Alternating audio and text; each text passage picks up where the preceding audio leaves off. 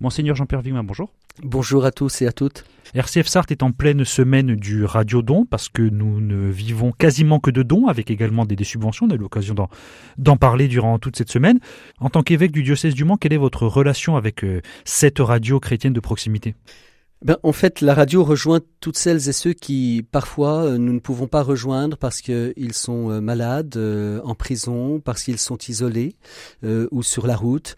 Et la radio, c'est un moyen de communication extraordinaire. Et donc, pour nous, c'est un moyen de rendre compte de l'espérance qui est en nous et de la foi qui nous habite.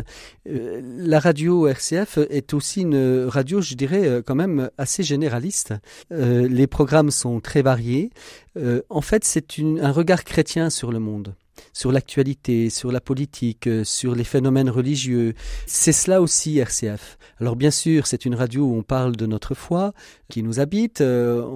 Voilà, il y a des enseignements, il y a des prières, mais c'est aussi un regard très particulier sur l'actualité. Moi, j'aime beaucoup écouter RCF et je sais que maintenant elle est diffusée en DAB+, et c'est une chance pour notre diocèse.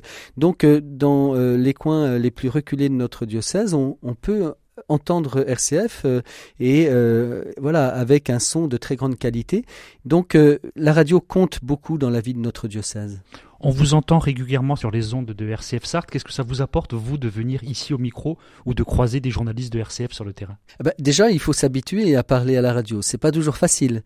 C'est pas inné. Donc c'est un travail et je pense que pour ceux que vous invitez, c'est la même chose. Il faut se préparer au sujet que l'on aborde.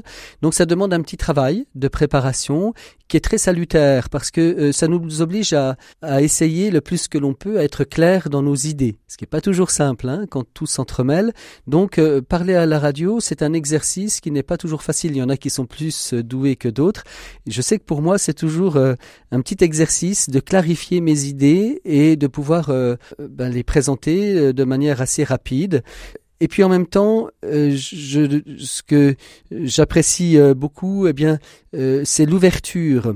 C'est l'ouverture sur un grand nombre de sujets qui concernent notre société, notre monde.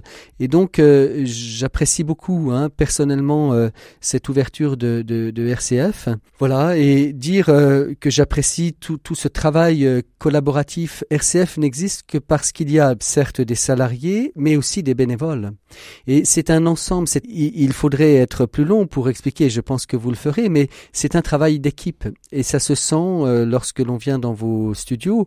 En fait, on n'imagine pas tout le travail en amont qui est réalisé pour qu'une émission puisse se faire. Donc c'est un gros travail que j'encourage vivement, que je remercie aussi toutes celles et ceux qui sont engagés d'une manière ou d'une autre dans la vie de RCF. Nous avons vraiment besoin de cette radio, elle compte profondément dans la vie de notre diocèse. Et d'ailleurs, parmi les nombreux bénévoles de RCF, il y a effectivement même des personnes qui sont impliquées, voire qui travaillent. Encore une fois, il y a cette notion de bénévolat, de salariat, des personnes du diocèse.